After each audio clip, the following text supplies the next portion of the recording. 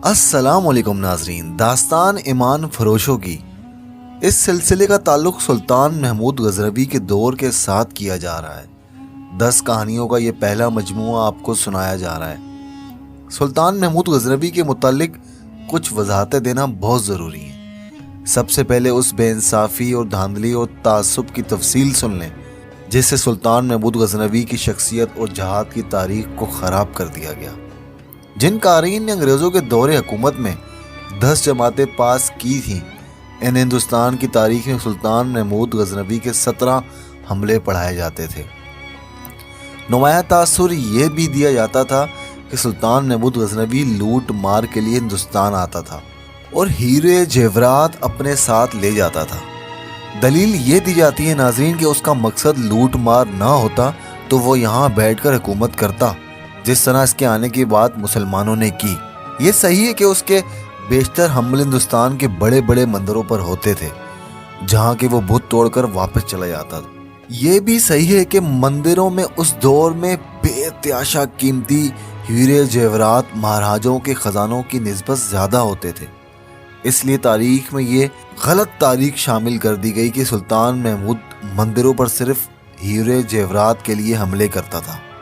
اس مقروضے کے ساتھ یہ جھوٹ شامل کر دیا گیا کہ بعض بت بہت بڑے سائز کے تھے جو اندر سے کھوکھلے تھے، ان کے اندر خزانے بھرے ہوئے ہوتے تھے۔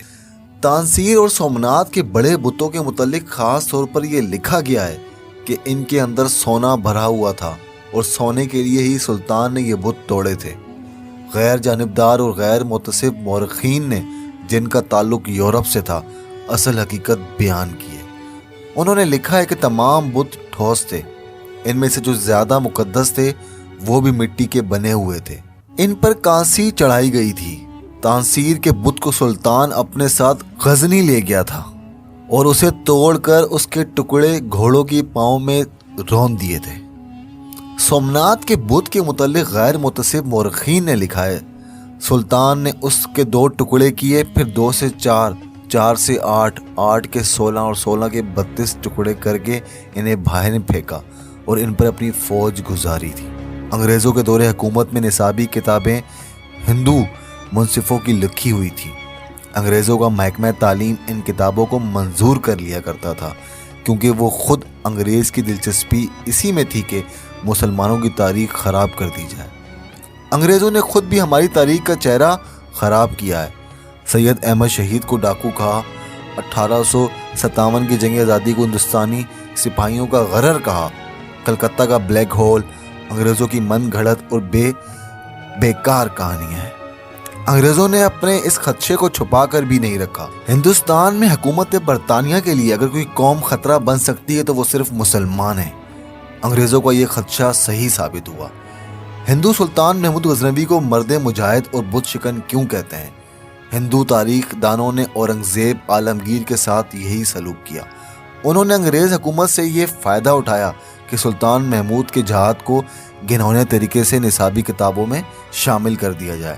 یہی کتابیں مسلمان بچے بھی پڑھتے رہے۔ سلطان محمود کی تاریخ کو 17 حملوں تک محدود رکھا گیا۔ پاکستان وجود میں آ گیا۔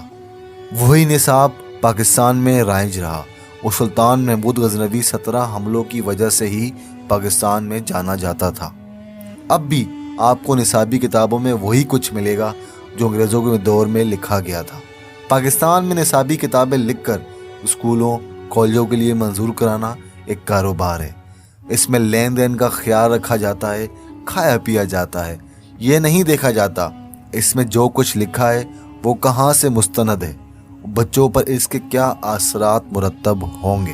نصابی کتابوں کے علاوہ آزادی سے پہلے جو کتابیں عام مطالعے کے لیے لکھی گئیں ان میں بھی سلطان محمود غزنوی کو لٹیرا لکھا گیا۔ یہ زہر پاکستان میں پھیلایا گیا۔ مثلاً 1978 میں پاکستان میں انگریزی زبان میں ایک کتاب چھپی ہے جو 1947 میں ہندوستان میں چھپی تھی۔ اس کا مصنف محمد حبیب BA LLB جو علی گڑھ یونیورسٹی میں تاریخ اور سیاسیات کا پروفیسر رہ چکا ہے۔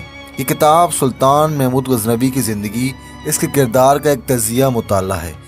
پیش لفظ میں اس مسلمان مصنف محمد حبیب کو بہت تکلیف ہو رہی ہے اس مصنف نے کتاب میں یہ ثابت کرنے کی کوشش کی ہے کہ محمود غزنوی اپنے باپ سبکتگین کا بیٹا نہیں تھا، اور وہ اسے خود بھی شک تھا، جس کی وجہ سے وہ بہت پریشان رہتا تھا۔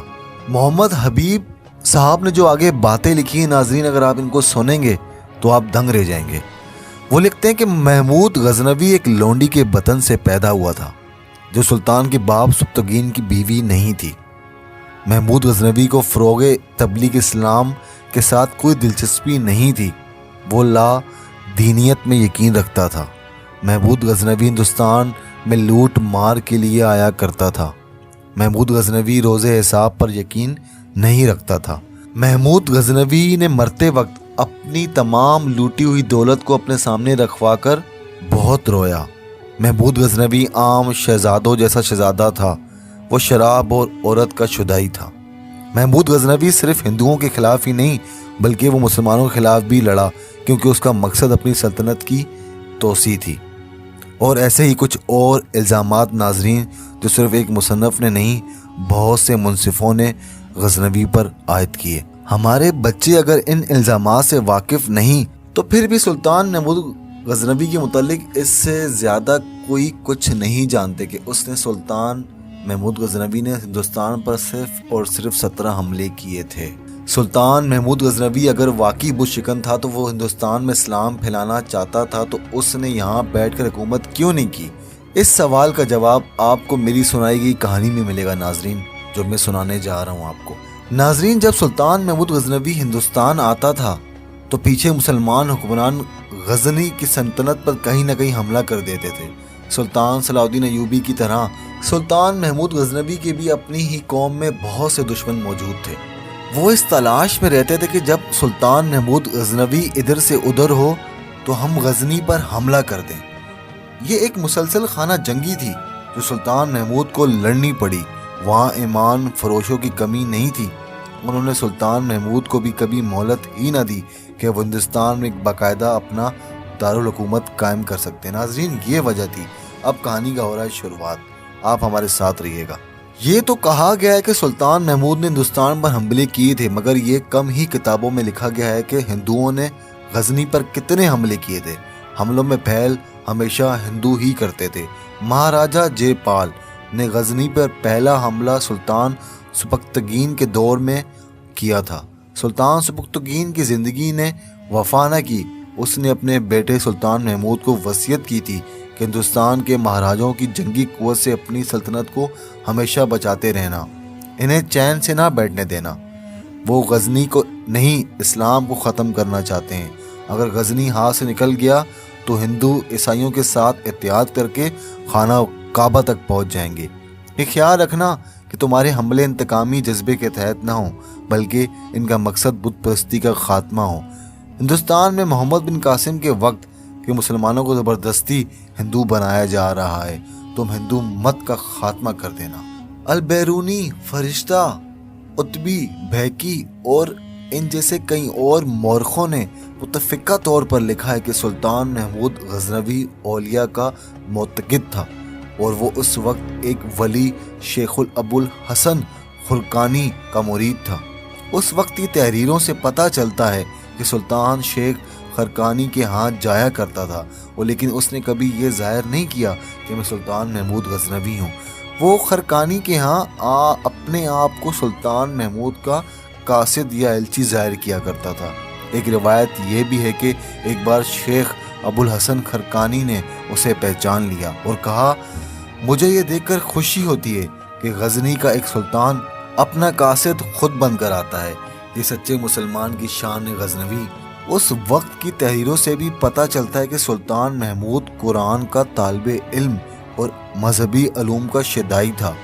وہ 2 یورپی مورخوں نے لکھا ہے کہ میدان جنگ میں اس کی فوج ہمیشہ تھوڑی ہوتی تھی، اور اکثر یوں ہوا کہ وہ دشمن کے ہاتھوں اتنا بے بس ہو گیا کہ شکست صاف نظر آ رہی تھی۔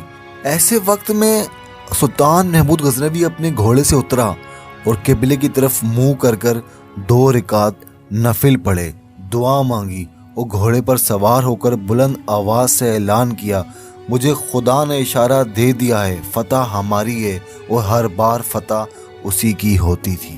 سلطان محمود غزنوی جہاں کہیں حملہ کرتا جمعے کے مبارک روز کیا کرتا تھا اور وہ وقت مقرر کرتا جب مسجدوں میں جمعے کا خطبہ دیا جا رہا ہوتا تھا۔ سلطان محمود غزنوی ہر حملے سے پہلے میدان جنگ میں 2 رکعت نفل پڑھا کرتا تھا۔ داستان ایمان فروشوں کی کہ اس سلسلے میں ہمارا مقصد یہ ہے ناظرین کہ محمد بن قاسم کے بعد ہندوستان میں اسلام کی شمع روشن کرنے والے سلطان محمود غزنوی کے صحیح حالات زندگی اور جہاد کی مکمل تفصیلات پیش کی جائیں تاکہ سلطان کے خلاف جو بے بنیاد پروپیگنڈا کیا گیا ہے اسے افسانہ نہ سمجھا جائے۔ بعض قارئین نے سلطان محمود کی اس سلسلہ وار داستان کا موازنہ سلطان صلاح الدین ایوبی کی کہانیوں سے کیا اور دونوں میں ایک فرق کو محسوس کیا۔ جواب میں عرض ہے کہ عزم اور عقیدے کے لحاظ سے دونوں سلطان ایک جیسے تھے۔ سلطان ایوبی صلیبیوں کے خلاف لڑتا رہا اور سلطان محمود کی زندگی اسلام کے دوسرے بڑے دشمن ہندو کے خلاف لڑتے گزر گئی۔ دونوں کو یورپی مورخوں اور موجودہ دور کے جنگجی مبصروں نے دنیا کے بہترین جنرل کہا۔ دونوں کٹر مسلمان تھے اور دونوں قرآن سے رہنمائی حاصل کرتے تھے۔ دونوں میں جو ناظرین فرق نظر آ رہا ہے اس کی وجہ یہ ہے کہ دونوں نے جس ماحول میں جہاد کیا وہ مختلف تھے، علاقے مختلف تھے، جنگلوں کے پس منظر مختلف تھے۔ سلطان ایوبی کے دور میں صلیبیوں اور یہودیوں نے اپنی حسین اور تربیت یافتہ لڑکیاں مسلمان علاقوں میں بھیج رکھی تھیں اور ان کے جاسوس بھی موجود اور سرگرم تھے۔ سلطان محمود کی کہانیوں میں آپ کو کوئی ایسا ہندو جاسوس مرد یا عورت نہیں ملے گی جو غزنی کی سلطنت میں گئی ہو۔ مہاراجہ جے پال اپنے جاسوس غزنی نہیں بھیجتے تھے، اس کے برعکس ہندوستان کے بڑے بڑے شہروں میں سلطان محمود کے جاسوس موجود رہتے تھے، یہاں کے مسلمان ان کی مدد کرتے تھے۔ دونوں سلطانوں کے جاسوسوں میں ایک فرق تھا۔ سلطان صلاح الدین ایوبی کے جاسوس ایمان، کردار اور فرض کے پکے تھے، جانیں قربان کر دیتے تھے، ایک دوسرے کو دھوکہ نہیں دیتے تھے، دشمن کے حسین جمال میں کم ہی آتے تھے۔ اس کے برعکس سلطان محمود کے بعض جاسوس ہندوؤں کے جال میں پھنس جاتے تھے۔ اس زمانے میں ہندوستان کی جادوگری ساری دنیا میں مشہور تھی، اس شعبہ بازی میں لڑکیاں بھی استعمال کی جاتی تھی۔ سلطان محمود کے بعض جاسوس شعبدہ بازی اور جادوگری کو ایک آدمی کی کرامات سمجھ بیٹھتے تھے۔ ان کی ناکامی کی دوسری وجہ یہ بھی تھی کہ ہندوستان میں کچھ مسلمان برائے نام مسلمان تھے، وہ ہندو مہاراجوں کے درباری اور مقبر تھے اور اس طرح خاصی دولت کما لیتے تھے۔ یہ لوگ غزنی کے جاسوسوں کو پکڑوا دیتے اور اپنے ساتھ ملا لیتے تھے۔ ہندوستان کے بندروں کے اندر دنیا کی تلسم اور شربہ سے کم نہیں تھی، مذہب کے پردے بھی بدکاری اور عیاشی ہوتی تھی، پنڈت مہاراجوں اور ان کی فوجوں کے بالائی افسروں پر چھائے رہتے تھے، حکم پنڈتوں کا چلتا تھا، یہاں انسانی قربانی بھی دی جاتی تھی۔ پنڈت جس لڑکی کی طرف اشارہ کر دیتے اس کے ماں باپ کو وہ لڑکی پنڈتوں کے حوالے کرنی پڑتی تھی۔ غزنی کا جاسوس اس تلسم میں چلا جاتا ہے، وہ اپنے فرائض اور اپنے مذہب کو بھول کر ان کے عیاشیوں میں کھو جاتا ہے، پر اس کے باوجود سلطان محمود غزنوی کا نظام جاسوس بہت کارآمد تھا، مگر سلطان صلاح الدین ایوبی جیسا کارآمد نہیں تھا۔ ہم تاریخ کی بہت سی کتابوں سے مدد اور روشنی لے کر یہ داستان ناظرین آپ کو سنا رہے ہیں۔ ان میں میدان جنگ کے جو احوال، کوائف اور سلطان کی جو جنگی چالیں بیان کی گئی ہیں وہ میں نے اس دور کے وقع نگاروں اور اس کے بعد کے جنگی مبصروں کی تحریروں سے حاصل کی ہیں۔ ان میں کوئی بھی تفصیل من گھڑت نہیں ہے ناظرین، میرا مقصد حقیقت کو سامنے لانا ہے۔ ہم کہانی پن اس لیے پیدا کرتے ہیں کہ بچے اور نوجوان بھی دلچسپی سے پڑھیں اور غلط فہمیاں رفع ہو جائیں۔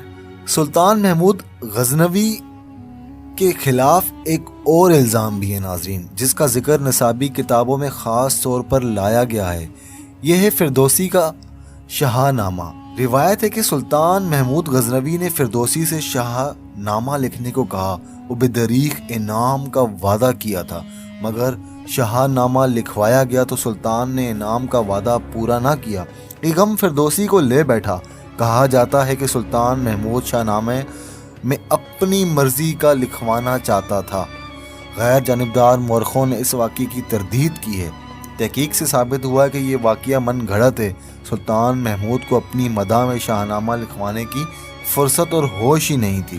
اس کی عمر ہندوستان میں ہندوؤں کے خلاف اور اپنے ہاں اقتدار پرست غداروں اور ایمان فروشوں کے خلاف لڑتے گزر گئی۔ ایک اور روایت یہ بھی ہے ناظرین، سلطان محمود چاہتا تھا کہ ایک ایسا شاہنامہ لکھا جائے جو رسول اللہ صلی اللہ علیہ وسلم سے شروع ہو اور آخر میں سلطان محمود کا ذکر اس طرح آئے کہ اس نے آپ علیہ السلام کا پیغام کفرستان تک پہنچایا، اور سلطان کا ذکر نبی کریم صلی اللہ علیہ وسلم کے غلام کی حیثیت سے آئے۔ لیکن فردوسی نے جو شاہنامہ لکھا وہ شہنشاہوں اور سلطانوں کی مدح سرائی کے سوا کچھ بھی نہیں تھا۔ چنانچہ سلطان محمود نے اس شاہنامے کو قبول نہ کیا۔ بہرحال یہ ثابت ہو چکا ہے کہ فردوسی کے شاہنامے کا واقعہ سلطان محمود کو رسوا کرنے کے علاوہ اور کچھ نہیں تھا۔ سلطان محمود کے متعلق مختلف مورخوں اور تاریخ دانوں نے جو کچھ کہا وہ اختصار سے پیش کیا جاتا ہے۔ ناظرین، سلطان اپنی بات کا بہت پکا تھا، اپنی ضد کو پورا کر کے ہی رہتا تھا، اپنے خلاف اپنے مخالفت کی بات بالکل برداشت نہیں کرتا تھا، لیکن اپنے افسروں کے مشورے اور تجاویز پر ان کے ذاتی مسائل اور امور پر غور کرتا تھا۔ وہ کام کی کوئی تجویز رد نہیں کرتا تھا۔ اس کی وفات کے بعد اس کے افسر اس کا نام ہمیشہ احترام سے لیتے تھے۔ بہکی لکھتے ہیں کہ سلطان اپنی مرضی کا مالک نہیں تھا، وہ وزارت اور دیگر عہدے صرف انہیں دیتا تھا جو ان کے اہل ہوتے تھے۔ محمود غزنوی کے ساتھ بیٹھے تھے، ان کی تعلیم تربیت کا وہ خصوصی خیال کرتا تھا، ان پر بہت نگرانی رکھتا تھا۔ اس نے اپنے بیٹوں کی پرائیویٹ زندگی اور مشاغل پر نظر رکھنے کے لیے تربیت یافتہ جاسوس مقرر کر رکھے تھے جو سلطان کو باقاعدہ رپورٹیں دیا کرتے تھے۔ اگر ان کا بیٹا کسی فعال غلط فعل میں پایا جاتا تو سلطان محمود غزنوی اسے سخت سزا دیا کرتے تھے۔ ترکمان کی خوبصورت غلام عبد النجم ایاز کے ساتھ سلطان محمود کی محبت کو شاعروں اور قصیدہ گاہوں نے رومانی رنگ دیا ہے۔ حقیقت یہ تھی کہ ایاز بے شک خوبصورت تھا، لیکن اس کے ساتھ سلطان کی محبت اس کو غیر معمولی ذہانت اور قابلیت کی وجہ سے تھی۔ ایاز کی قابلیت اور فرش شناسی سے متاثر ہو کر سلطان نے اسے ایک صوبے کا گورنر مقرر کیا۔ سلطان جتنا دانش مند تھا اتنا ہی بہادر تھا۔ میدان جنگ میں جہاں دشمن کا دباؤ زیادہ ہوتا وہاں سلطان خود آگے ہو کر حملہ کرتا تھا۔ اس کی ذاتی شجاعت کا اثر یہ تھا کہ اس کے سپاہی انتہائی مایوس کن حالات اور دشواریوں میں بھی ایسی بے جگری سے لڑتے تھے کہ متفقہ شکست فتح بن جاتی تھی۔ سلطان عدل و انصاف کے معاملے میں بڑا سخت تھا۔ کسی کا اس کے ساتھ خون کا رشتہ یا کسی کا اونچا عہدہ اور رتبہ سلطان محمود کے عدل و انصاف کو توڑ نہیں سکتا تھا۔ سلطان محمود کے اپنے بیٹے مسعود نے ایک تاجر سے قرض لیا، مقررہ مدت گزر جانے کے بعد ادائیگی نہ کر پایا۔ تاجر نے قاضی کی عدالت میں دعویٰ دائر کر دیا۔ مسعود اس خوش فہمی میں مبتلا تھا کہ سلطان کا بیٹا ہونے کی حیثیت سے اسے عدالت میں نہیں بلایا جائے گا، اور جب اس کے بیٹے کو بلایا گیا عدالت تو اس نے عدالت جانے سے انکار کر دیا۔ اس بارے میں معلوم ہوا سلطان محمود غزنوی کو۔ سلطان محمود غزنوی اپنے بیٹے کو گرفتار کر کے عدالت میں بھیج دیا۔ قاضی نے اس سے قرض واپس دلوایا اور جرمانہ بھی کیا۔ علی نشتگین فوج کا اعلیٰ افسر تھا سلطان محمود غزنوی کی۔ اس نے اسلام کی منافی ایک حرکت کی۔ سلطان کے حکم سے اسے سر عام کوڑے لگائے گئے۔ عامل نشا پور نے اپنے رتبے اور سرکاری حیثیت کے رعب میں ایک عورت کی جائیداد پر قبضہ کر لیا۔ عورت نے سلطان محمود سے شکایت کی۔ سلطان نے عامل نشا پور کے رتبے اور حیثیت کی پرواہ نہ کرتے ہوئے اسے سر عام کوڑوں کی سزا سنائی اور سرکاری حیثیت سے برطرف کر دیا۔ سلطان محمود نے فقہ پر خود ایک کتاب لکھی تھی۔ علماء کو دربار میں جمع کر کے ان سے فقہ نظام شریعت میں کتابیں بھی لکھوائی تھیں۔ سلطان مذہب کا پابند تھا، نماز باقاعدگی کے ساتھ پڑھتا تھا، رمضان کے روزے اور اپنی جائیداد کی مالیت اور نقد رقم پر 2.5% زکوٰۃ ادا کیا کرتا تھا۔ زکوٰۃ کی رقم اتنی زیادہ ہوتی تھی، کسی علاقے میں زلزلہ اور سیلاب اگر آ جائیں تو یہ زکوٰۃ کی رقم ان علاقوں میں تقسیم کر دی جاتی تھی۔ ذاتی جیب سے غریبوں اور معذوروں کی مدد کرتا تھا، طلباء کو وظیفے دیتا تھا۔ ہندوستان پر حملوں کے لیے جاتا تو بہت سے لوگ رضاکارانہ طور پر ساتھ چلے جاتے تھے اور لڑائی میں حصہ لیتے تھے۔ سلطان ان رضاکاروں کو فوج کی تنخواہوں کی نسبت زیادہ تنخواہ دیا کرتا تھا۔ لڑائی کیسی ہی خوفناک صورت کیوں نہ اختیار کر لے اور دشمن کا دباؤ کتنا ہی کیوں نہ بڑھ جائے، سلطان محمود تیمم کر کے نماز پڑھ لیا کرتا تھا۔ وہ حج کے لیے ترستا رہا، لیکن مجبوریاں ایسی تھی کہ اس کی یہ خواہش پوری نہ ہو سکی۔ حاجیوں کے جو قافلے حج کو جاتے تھے اور آتے تھے، ان کی حفاظت کے لیے فوجی دستے بھیجا کرتا تھا۔ بدو قافلوں پر حملے کرتے تھے۔ سلطان نے بدوؤں کے سرداروں کے ساتھ یہ سودا کر لیا تھا کہ حاجیوں کے قافلے پر وہ حملے نہ کریں، اس کے بجائے غزنی کے خزانے سے رقم لے لیا کریں۔ سنی عقیدے کے خلاف کوئی بات برداشت نہیں کرتا تھا۔ سلطان نے افسر مقرر کر رکھے تھے کہ جو سنی عقیدے کے خلاف کوئی نیا عقیدہ پھیلاتے پکڑے جاتے، باطنی اور کرامتی عقیدوں کے پیروکاروں کو وہ بڑی سخت سزا دیتا تھا۔ پھر بھی باز نہ آتے تو انہیں سرعام سزائے موت دی جاتی تھی۔ باطل عقیدوں کے بعض پیروکاروں کو سلطان نے زندہ جلا دیا تھا۔ اس نے باطنی، کرامتی اور بھائی فرقوں کے تمام کتابیں سارے ملک کی تلاشی لے کر جمع کی اور آگ لگا دی۔ سلطان نے ہندوستان میں ہندوؤں کو کبھی بھی اسلام قبول کرنے کا حکم نہ دیا۔ یہ کام عالم مبلغ کرتے تھے جو سلطان کی فوج کے ساتھ جایا کرتے تھے۔ اس نے ہندوستان میں ویران مسجدیں آباد اور نئی مسجدیں تعمیر کی اور مبلغوں سے کہا کہ وہ ہندوؤں کو اسلام سے روشنائی کرائیں۔ سلطان کی فوج میں جو ہندو دستے تھے وہ غزنی میں اپنی آزادانہ طور پر عبادت کیا کرتے تھے۔ اس سلوک سے متاثر ہو کر بہت سے ہندوؤں نے اسلام قبول کر لیا تھا۔ سلطان محمود غزنوی کی تاریخ کو خراب کر کے اسے رسوا کرنے اور ہیرے جیورات کا لٹیرا ثابت کرنے میں ہندوؤں کے علاوہ مسلمانوں کا بھی ہاتھ ہے، جو عہدے، اقتدار، جیورات اور سلطانی کے خواہشمند تھے۔ ہم 10 کہانیوں کا مجموعہ جو پیش کر رہے ہیں ناظرین، ان میں آپ کو وہ تمام لوازمات ملیں گے جو آپ کے اور آپ کی نوجوان نسل کے اس مطالبے کو پورا کرتے ہیں کہ کہانی تفریحی انداز میں لکھی جائے۔ اس میں سنسنی خیز اور سسپینس ہوا، یہ جذبات میں ہلچل مچا دے گی۔ ساتھ ہی ساتھ یہ کہانیاں اس قومی جذبے کو بھی زندہ و بیدار کریں گی جسے ہمارے ملک میں ذہنی لذت ملنے والی فحاش کہانیوں سے ختم کیا جا رہا ہے۔ ناظرین، سلطان محمود غزنوی کہاں پیدا ہوئے، کہاں سے انہوں نے اپنی دینی تعلیم حاصل کی، کیا کیا، اس سے پہلے ان کے والد صاحب سبکتگین سلطان نے کیا کیا، وہ آپ کو میں اگلی قسط میں بتاؤں گا۔ آپ اپنا بہت خیال رکھنا، ہمارے ساتھ جڑے رہنا۔